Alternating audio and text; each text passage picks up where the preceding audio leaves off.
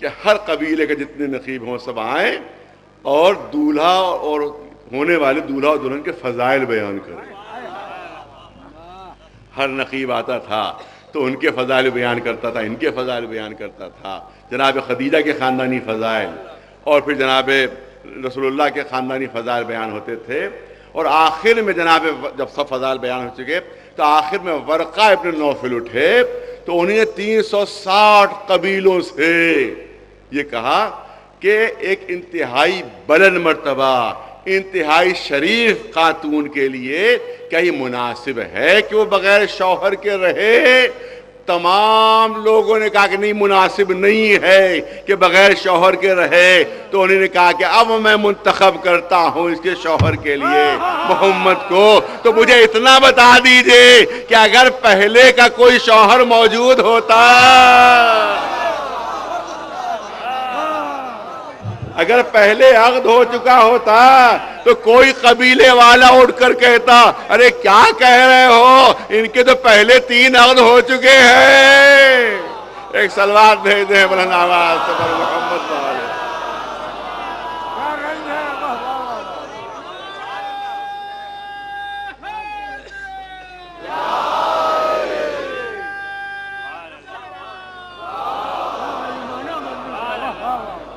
تو سب کا خاموش رہنا اس بات کا ثبوت ہے کہ اس سے پہلے کوئی عقد نہیں ہوا تھا. صلوات بھیج دے بر محمد. تو اس کا مطلب یہ ہے کہ اب تفصیل بہت ہے, تمام تفصیل چھوڑتے ہوئے کیونکہ اور 2 رخ اور جلدی عرض کرنا ہے.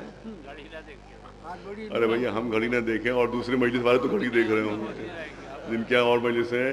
ایک صلوات میں سے بر محمد. بس توجہ رجع کرنا چاہتا ہوں. تو معلوم ہے کہ یہ غلط ہے. 40 برس کا سن نہیں تھا بلکہ 27 برس 2 مہینے. ایک صلوات بھیج دے بر محمد.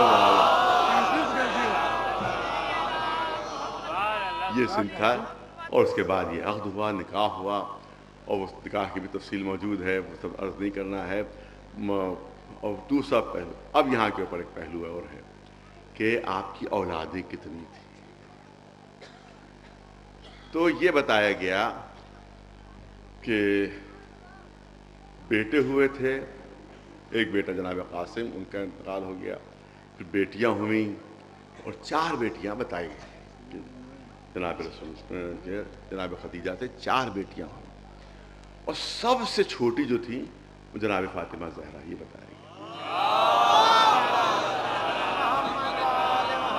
سب سے چھوٹی جناب فاطمہ زہرا. بقیہ سے 3 بڑی بہنیں تھیں. یہ کچھ تاریخوں نے لکھا.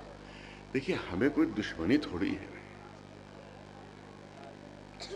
اگر دادیوں میں اور اضافہ ہو جائے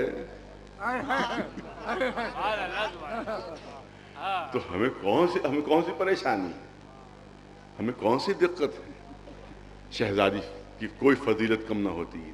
اگر بہنیں ہوتی تو کوئی فضیلت کم نہیں ہوتی. بھئی جناب زینب 2 بہنیں تھیں, جناب ام کلثوم تھیں اور جناب زینب تھی. تو کیا جناب ام کلثوم کے ہونے سے جناب زینب کی فضیلت میں کمی آ گئی تھی؟ کہ ہم یہی ایک ہی مانے کہ نہیں جناب زینب اکیلی تھیں اور کوئی تھا ہی نہیں, کیونکہ فضیلت گھٹ جائے گی. نہیں, فضیلت کے گھٹنے کا کوئی مسئلہ ہی نہیں ہے. 3 بہنیں کیا 10 بہنیں ہو جاتی تب بھی کوئی فضیلت نہ گھٹتی, اور نہ علی کی کوئی فضیلت گھٹتی. کہ اگر 3 بہنیں ہوتی تو کیا فاتح خیبر نہ ہوتے, کیا فاتح خندق نہ ہوتے, کیا بستر پر رسول کے نہ لیٹتے, کیا مولود کعبہ نہ ہوتے, کیا کل ایمان نہ رہتے. ایک صلوات بھیجے بلند آواز سے محمد.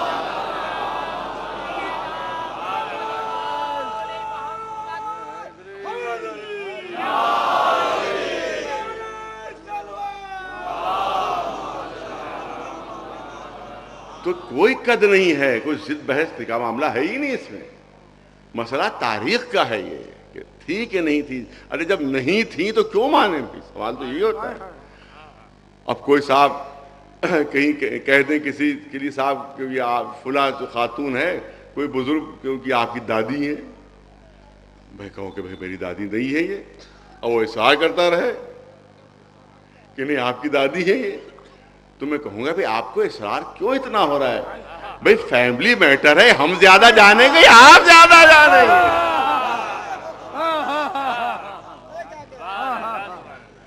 توجہ رہے، جب ہمارا خاندانی معاملہ ہے تو اس معاملات کو ہم زیادہ جانیں گے یا غیر زیادہ جانیں گے؟ لہذا ہم سے پوچھئے کہ ایک ہی دادی تھی یا زیادہ تھی؟ توجہ رہے۔ تو یہاں کے اوپر میں نے کہا صرف اور صرف دلیل آپ کے سامنے پیش کرنا چاہتا ہوں، اور انشاءاللہ اس کے بعد کسی اور دلیل کی ضرورت نہیں ہوگی جو آپ کے سامنے دلیل پیش کروں گا۔ پوری توجہ چاہوں آپ حضرات کی۔ کہا گیا، سنیے بہت غور سے سنیے، 30 سال کی عمر تک 25 سال کی سن میں شادی ہوئی، عقد ہوا، 30 سال کی سن تک کوئی اولاد نہیں ہوئی رسول اللہ کی۔ توجہ ہے، کوئی اولاد نہیں ہوئی رسول اللہ کی۔ اور روایت یہ بتائی جاتی ہے کہ 35 سال کا سن تھا جب رسول اللہ کا، یعنی اس کو یوں کہوں میں کہ اعلان بعثت سے 5 سال پہلے پوری توجہ ہے، بات مشکل ہے جو میں پیش کر رہا ہوں، کہ اعلان بعثت سے اعلان رسالت سے 5 سال پہلے جتنی بیٹیاں 3 تھیں رسول کی، سب کا عقد ہو چکا تھا۔ اور صرف یہ نہیں کہ عقد ہو چکا تھا، بلکہ عقد ہونے کے بعد طلاق بھی ہو چکی تھی، اور عقد ہوا تھا کافروں سے۔ توجہ ہے، پہلے 3 بیٹیوں کا عقد، جو جتنی بھی 3 بیٹیاں تھیں ان کا عقد کافروں سے پہلے ہوا تھا۔ پوری توجہ ہے، کافروں سے پہلے عقد ہوا تھا۔ تو اب یہ کہا جاتا ہے کہ بعثت کے 5 سال، اعلان رسالت کے 5 سال پہلے بیٹیوں کی جتنی 3 بیٹیاں تھیں جن کو کہا جاتا رسول کی بیٹیاں، ان کا عقد بھی ہو چکا تھا اور ان کی طلاق بھی ان کافروں سے ہو چکی تھی کہ جن سے عقد ہوا۔ مجھے اتنا بتا دیجئے، پوری توجہ رہے، مجھے اتنا بتا دیجئے کہ 30 سال کے سن میں پہلا بیٹا پیدا ہوا جن کا نام تھا قاسم۔ اس کے بعد جب 31 سال کا سن تھا تو ایک بیٹی پیدا ہوئی، پھر اس کے بعد دوسری بیٹی، پھر اس کے بعد تیسری بیٹی، یعنی کچھ 5 سال 4 سال کی مدت تھی۔ ارے توجہ رہے، کل 4 سال کی مدت تھی جس کو بتایا جا رہا ہے۔ یعنی عجیب و غریب یہ بات پیش کی جاتی ہے تو عقل میں آ ہی نہیں سکتی کہ 4 سال کی مدت میں یہ بیٹیاں پیدا بھی ہوئی، جوان بھی ہو گئی، عقد بھی ہو گیا، طلاق بھی ہو گئی۔ ایک سلوات بھیج دے بلند آواز سے بر محمد والے۔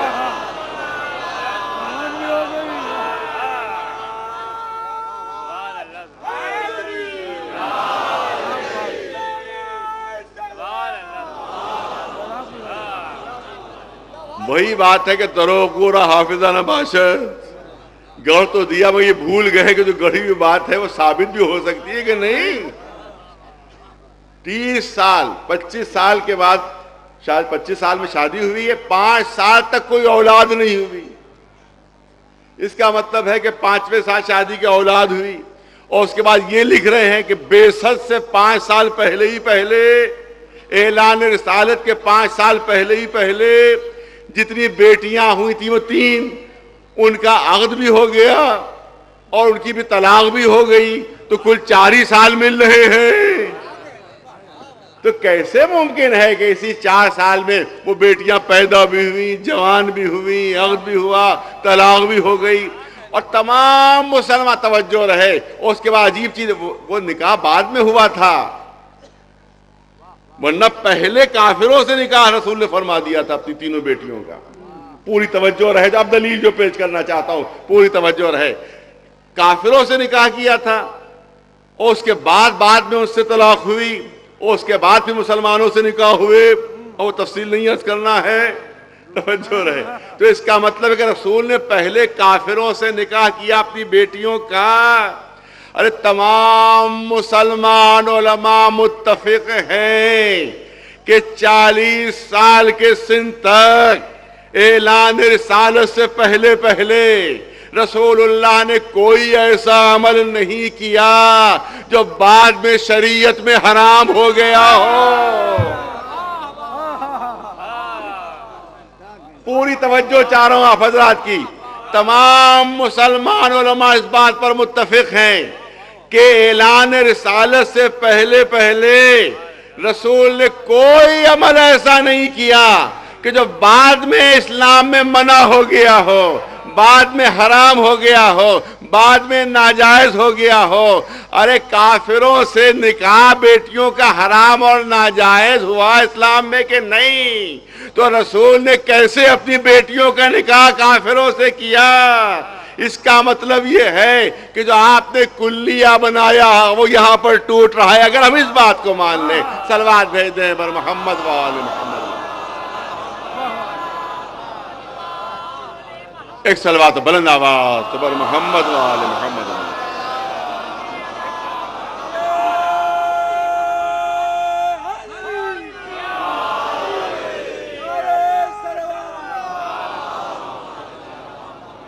اب ظاہر ہے کہ میں نے کہا کہ بہت سی چیزیں چھوٹ رہی ہیں جو انشاءاللہ بعد میں پیش ہوں گی. اس وقت تو جو میرے ذہن میں آتا جاتا چاہتا ہوں جلدی جلدی آپ کے سامنے پیش کر دوں، کیونکہ 11:30 ہو رہے ہیں، اس سے زیادہ مشکل ہے میرے لیے. مگر آخری جز میں ضرور عرض کروں گا. اور سب سے مشکل پہلو یہ ہے کہ قرآن مجید میں ہے آیت،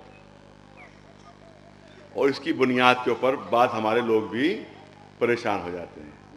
رسول اللہ سے کہا گیا ہے حجاب کے سلسلے میں، حجاب کی آیت نازل ہوئی ہے، یہ سورہ احزاب ہے. اس میں یہ آیت نازل ہوئی کہ اے رسول قل لِأَزْوَاجِكَ وَلِبَنَاتِكَ وَلِلنِّسَاءِ الْمُؤْمِنِينَ. اے رسول اپنی ازواج سے کہیے اور اپنی بیٹیوں سے کہیے اور مومنین کی خواتین سے کہیے کہ ان کو حجاب کرنا ہے اور پردہ کرنا ہے. اب یہاں پر منزل بہت سخت ہو جاتی ہے. کاش میں اس کو حل کر سکوں اور بات پیش کر سکوں. سب سے مشکل منزل یہیں پر ہے. اس پہ ہمارے بعض علماء بھی گھبرا گئے. سب سے مشکل منزل یہی ہے. رسول سے کہا جا رہا ہے قرآن میں کہ اپنی بیویوں سے کہیے اور اپنی بیٹیوں سے کہیے. تو اگر ایک سے زیادہ بیٹی نہ ہوتی تو قرآن کیوں کہہ رہا ہوتا رسول سے کہ اپنی بیٹیوں سے کہیے؟ اس کا مطلب ہے کہ بنات جو ہے جمع کا صیغہ ہے جو 2 سے زیادہ پر صادق آتا ہے. اس کا مطلب ہے کہ 3 بیٹیاں 4 بیٹیاں تھیں رسول کی، تبھی تو کہا گیا بنا جمع کا صیغہ کہ اپنی بیٹیوں سے کہیے. بہت مشکل منزل ہے. مگر اس کا پہلا جواب یہ ہے، ارے توجہ رہے، بات تحقیقی ہو رہی ہے. اس کا پہلا جواب یہ ہے کہ آیہ حجاب نازل ہوئی ہے سن 6 ہجری میں. آیہ حجاب نازل ہوئی ہے سن 6 ہجری میں. اور جو 3 بیٹیوں کا تذکرہ کرتے ہیں تمام مورخین نے تحریر کیا ہے کہ 5 ہجری تک ساری بیٹیوں کا انتقال ہو چکا تھا. آیہ حجاب نازل ہوئی ہے 6 ہجری میں، اور 5 ہجری تک جن جن لوگوں نے کہا کہ 3 بیٹیاں اور تھیں سب یہ لکھ رہے ہیں کہ 5 ہجری تک ساری بیٹیوں کا انتقال ہو چکا تھا. تو بیٹی تو اس وقت بھی اگر مان بھی لے کہ 3 بیٹیاں تھیں، مگر جب آیت اتر رہی تھی تو اس وقت تو ایک ہی بیٹی موجود تھی. تو اب یہ بنات سے کیا مراد ہے؟ یہاں پر بعض علماء نے جواب دیا ہے کہ یہ بنات سے مراد خود شہزادی فاطمہ زہرا ہی ہیں، کیونکہ مباہلہ میں بھی تو کہا جا رہا ہے عورتوں کو لے کر آؤ. ایک صلوات بھیج دے بلند آواز سے پر محمد و آل محمد.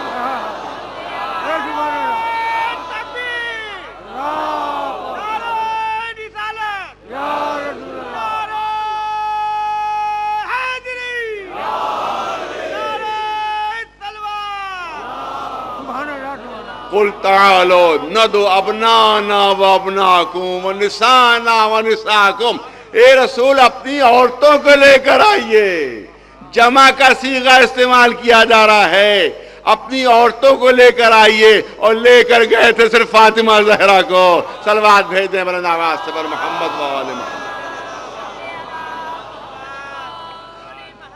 بس ظاہر ہے کہ سخت موضوع ہے اور ثقیل، مجھ کو پڑھنے میں مشکل آ رہی ہے اور مجمع کو بھی تھوڑی سی مشکل محسوس ہو رہی ہے، لہذا اب زیادہ اس پر وقت نہیں لینا ہے، لیکن بہت تحقیقی اور بہت ضروری چیز ہے جو میں نے آپ کے سامنے اس وقت پیش کی ہے، کیونکہ یہ بہت سے اختلافات کی بنیاد یہی بات ہے۔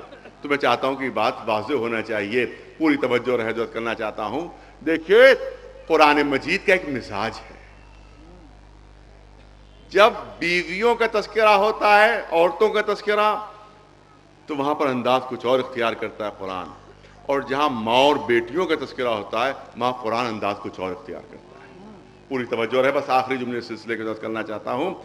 قرآن مجید میں جہاں پر حرام عورتیں ہیں وہاں پر سنیے کیا کہا جا رہا ہے۔ حرمت علیکم امہاتکم و بناتکم و اخواتکم و اعمامکم و عماتکم، تم پر حرام ہے تمہاری مائیں، تمہاری بیٹیاں، تمہاری بہنیں حرام ہیں تم پر، اور تمہاری پھپھیاں، پوری تفصیل ہے اس میں۔ یہاں کے اوپر بہت بڑا ایک مسئلہ پیدا ہوا کہ قرآن یہ اعلان فرما رہا ہے کہ تم پر تمہاری مائیں حرام ہیں، تو ماں تو ایک ہی ہوتی ہے، یہ مائیں کیسے استعمال ہو رہا ہے؟ توجہ رہے، میں نے کہا اس سے زیادہ وقت نہیں لینا آپ حضرات کا، کیونکہ بہت مشکل موضوع ہے اور مجھے خود مشکل پیش آ رہی ہے پیش کرنے میں۔ توجہ رہا، یہاں کے اوپر قرآن کہہ رہا ہے کہ جو جو عورتیں حرام ہیں ان کا تذکرہ ہو رہا ہے۔ حرمت علیکم امہاتکم و بناتکم، تمہاری مائیں تم پر حرام ہیں اور تمہاری بیٹیاں تم پر حرام ہیں۔ مسلمان آج تک سر پکڑے بیٹھے ہوئے ہیں مگر مسئلے کا حل نہیں نکلا ہے ان کے پاس۔ یہ قرآن کہہ رہا مائیں حرام ہیں، مگر یہ نہیں کہا کہ ماں کی ماں بھی حرام ہے یا نہیں، نانی بھی حرام ہے یا نہیں، پر نانی حرام بھی ہے یا نہیں، سکڑ نانی حرام ہے یا نہیں، یہ نہیں ہے، یہ قرآن میں نہیں ہے۔ اسی طرح سے بناتکم تو ہے، تمہاری بیٹیاں تم پر حرام ہیں، نکاح نہیں کر سکتے، مگر بیٹیوں کی بیٹیاں حرام ہے یا نہیں اس کا تذکرہ نہیں ہے۔ ارے عجیب چیز ہے، توجہ چاہ رہا ہوں میں۔ مسلمان علماء سر پکڑے ہیں، آج تک اس مسئلے کا حل آج تک ان کی سمجھ ہی میں نہیں آیا کہ مائیں حرام تو ہیں مگر نانی کے بارے میں، دادی کے بارے میں کوئی تذکرہ نہیں۔ اس کا مطلب ہے کہ نانی سے نکاح جائز، کیونکہ قرآن میں نانی کا تذکرہ نہیں ہے۔ بیٹی حرام، نکاح نہیں ہو سکتا، لیکن نواسی پوتی قرآن میں تذکرہ نہیں، اس کا مطلب کہ نواسی اور پوتی سے نکاح جائز ہو گیا۔ ارے مسئلہ حل کیا انہی نے جو وارث قرآن ہیں، جو معلم قرآن ہیں، جو محافظ قرآن ہیں۔ جب چھٹے امام جعفر صادق علیہ السلام کو مسئلہ پیش کیا گیا، یہی مسئلے کا حل ہے وہاں پر بھی جو یہاں مسئلے کا حل ہے۔ توجہ رہے، کہا کہ دیکھو یہ جب مائیں استعمال کیا تو جب جمع کا صیغہ استعمال کیا ہے تو صرف اکیلی تمہاری ماں مراد نہیں ہے، بلکہ جناب حوا تک جتنی بھی مائیں ہیں ایک کے بعد ایک وہ سب مراد ہیں، چاہے کتنی ہی دور کا رشتہ کیوں نہ ہو، ماں کی ماں ہو پھر اس کی ماں ہو پھر اس کی ماں، یہاں تک کہ سلسلہ جناب حوا تک پہنچ جائے۔ اس لیے جمع کا صیغہ استعمال ہوا ہے کہ نانیوں سے اوپر جتنی خواتین ہیں وہ سب حرام ہیں، اور یہ بنات اس لیے کہا گیا ہے، اس لیے جمع کا صیغہ استعمال کیا گیا ہے کہ صرف تمہاری بیٹی ہی مراد نہیں ہے بلکہ قیامت تک اس بیٹی کی جتنی بیٹیاں ہیں۔ ارے توجہ رہے، توجہ رہے، اس کی بیٹی، پھر اس کی بیٹی، پھر اس کی بیٹی، پھر اس کی بیٹی، پھر اس کی بیٹی، یہاں تک کہ سلسلہ جہاں قیامت سے مل جائے. تو یہ تمام بیٹیاں مراد ہے. تو اس کا مطلب یہ ہے کہ جب بنات کا لفظ استعمال کیا گیا تو بنات سے اپنی بیٹیاں مراد نہیں ہیں. ارے توجہ رہے، اپنی بیٹیاں مراد نہیں ہیں، بلکہ مراد ہے کہ اس بیٹی کی بیٹی، پھر اس بیٹی کی بیٹی، پھر اس بیٹی کی بیٹی، قیامت تک. تو اب جو یہ رسول سے کہا جا رہا ہے کہ آپ اپنی ازواج سے کہیے اور بیٹیوں سے کہیے کہ پردہ کرے، تو اس کا مطلب یہ ہے کہ اب فاطمہ زہرا کی اولادیں جو قیامت تک آ رہی ہیں، یہ وہ مراد ہیں کہ جو سید زادیاں ہیں. ان سے کہا جا رہا ہے کہ جس طرح سے فاطمہ زہرا پردہ کر رہی، اسی طرح سے تم بھی پردہ کرو تا قیام قیامت. صلوات بھیج دے بلند آواز سے محمد. کیا ثبوت دے دیا بابا.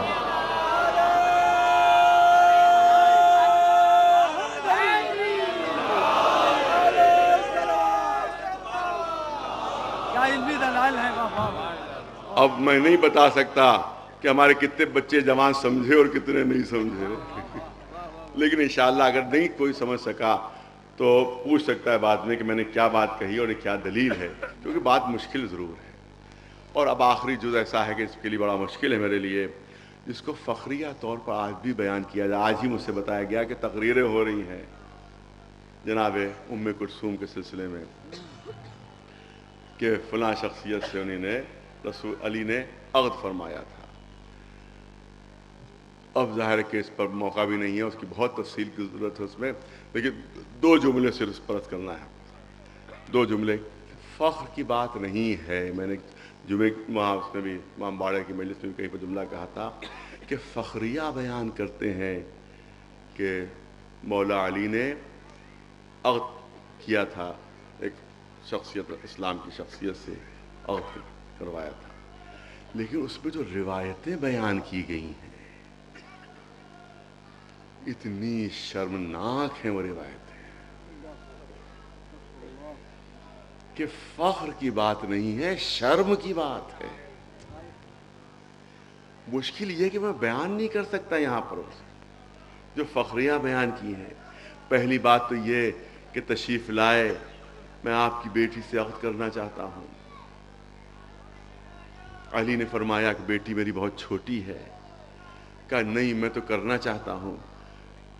اب سنیے، ابن حجر عسقلانی بہت بڑا عالم ہے مگر وہ لکھ رہا ہے کہ علی نے اپنی بیٹی کو بھیج دیا، کہا کہ آپ خود پسند کر لیجئے.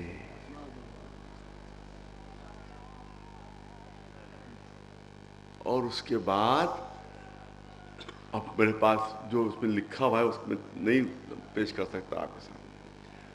اور اس کے بعد بیٹی جب واپس آئی ہے تو غصے سے بھری ہوئی کہ بابا آپ نے کس بدتمیز بڈھے کے پاس مجھے بھیجا تھا کہ اگر آپ کا خیال نہ ہوتا تو میں اس کی ناک توڑ دیتی. وہ جملے جو تاریخ میں محفوظ ہیں اتنے شرمناک ہیں کہ اس کو دہرایا نہیں جا سکتا اور اس کو فخریہ بیان کیا جاتا ہے.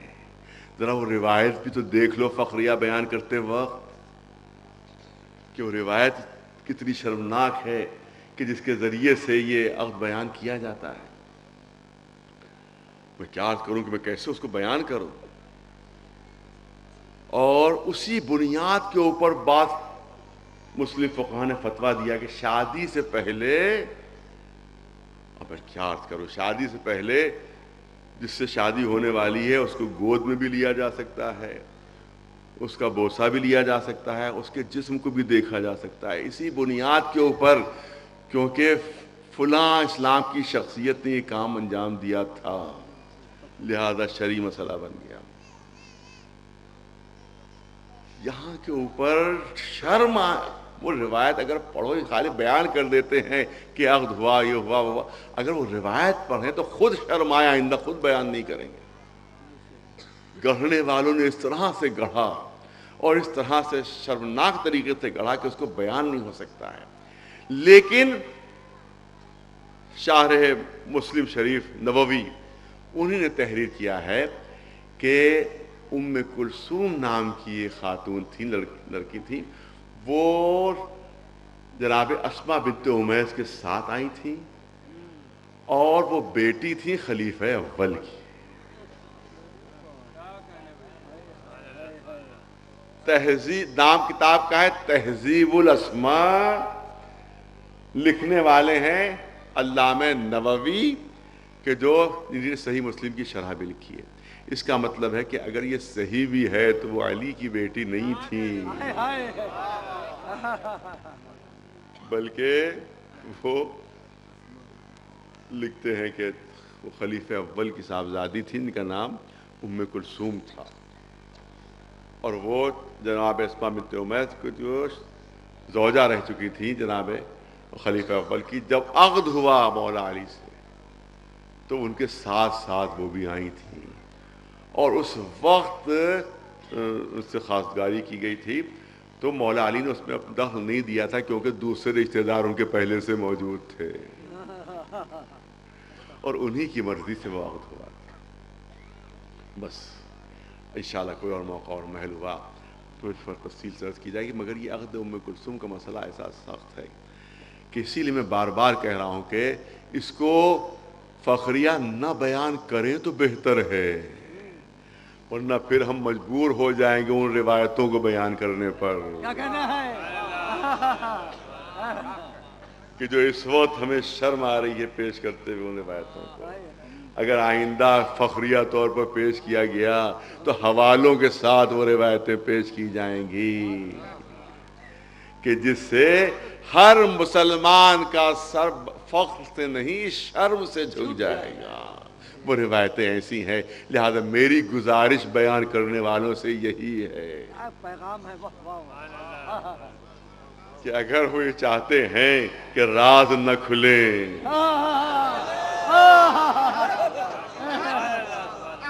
اگر یہ چاہتے ہیں کہ رازوں پر پردہ پڑا رہے تو پھر آئندہ اس مسئلے کو نہ چھیڑیں، کیونکہ اگر اس مسئلے کو چھیڑا تو مجبوراً ہمیں بھی حوالوں کے ساتھ بتانا پڑے گا کہ تم نے کیا کیا روایتیں گڑھ کر وہاں پر رکھی ہوئی ہیں کہ آج اگر مسلمان بچہ اور جوان سنے تو پھر ان کو ماننے کے لیے آمادہ نہیں ہو سکتا. صلوات بھیج دیں بر محمد.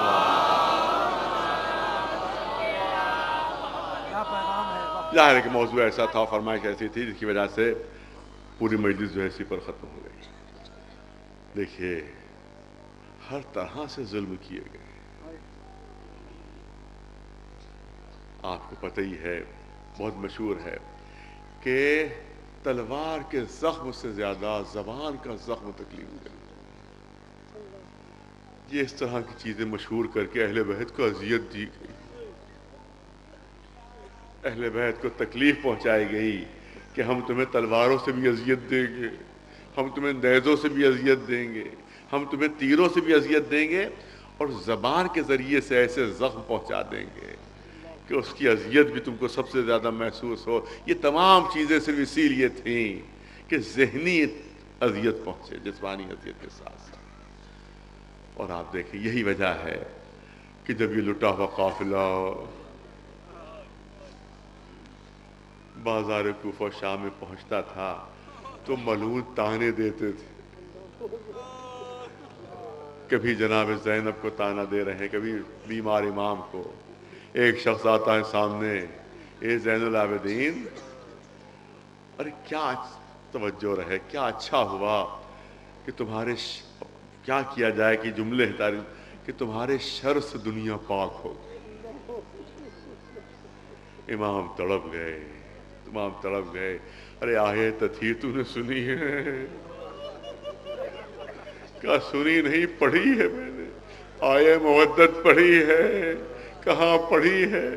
ارے سورہ دہر پڑھا ہے، ہاں پڑھا ہے. آیہ ولایت پڑھی ہے، کہاں پڑھی ہے؟ ارے کس کے لیے ہے؟ یہ ہمارے ہی لیے تو نازل ہوئی ہیں ساری آیتیں. تو کیا کہہ رہا؟ وہ شخص شرمندہ ہو جاتا ہے اور اس کے بعد یہ تانا دیا جاتا ہے کہ تم ہار گئے، تمہیں شکست ہوئی۔ امام کا جواب آج بھی تاریخ میں محفوظ ہے کہ تم کو اس وقت پتہ چلے گا کہ جب اذان ہو رہی ہو۔ اگر اذان میں یزید کے آباء و اجداد کا نام ہے تو یزید جیت گیا، اور اگر ہمارے آباء و اجداد کا نام ہے تو فتح ہمیں ہوئی، اور یہ فتح قیامت تک رہے گی۔ اس کے بعد بھی ظلم کی کمی نہیں ہو رہی ہے، زندان میں ڈالا جا رہا ہے۔ زندان بھی ایسا کہ جس میں چھت نہیں، زندان بھی ایسا کہ جس میں زہریلے جانوروں کا مسکن، 1 سال تک چھوٹے چھوٹے بچوں کے ساتھ۔ عزاداروں، آج یہ آخری شب ہے عزا کی۔ اگلے سال ہمیں نہیں معلوم کہ کون زندہ ہوگا اور کون زندہ نہیں رہے گا۔ میں چاہتا ہوں 2-4 جملے پڑھ لوں تاکہ کچھ آنسو میرے نکلے، کچھ آنسو آپ کے نکلے۔ نہیں پتا اگلے سال کون موجود ہوگا، لہذا کوئی عزا میں کمی نہیں ہونا چاہیے، گریے میں کمی نہیں ہونا چاہیے۔ پورا سال اس قید خانے میں بسر ہوا کہ جس میں چھت نہیں تھی، دن کی دھوپ ہوتی تھی اور رات کی اوس ہوتی تھی، اور اسی قید خانے میں ننھی سی سکینہ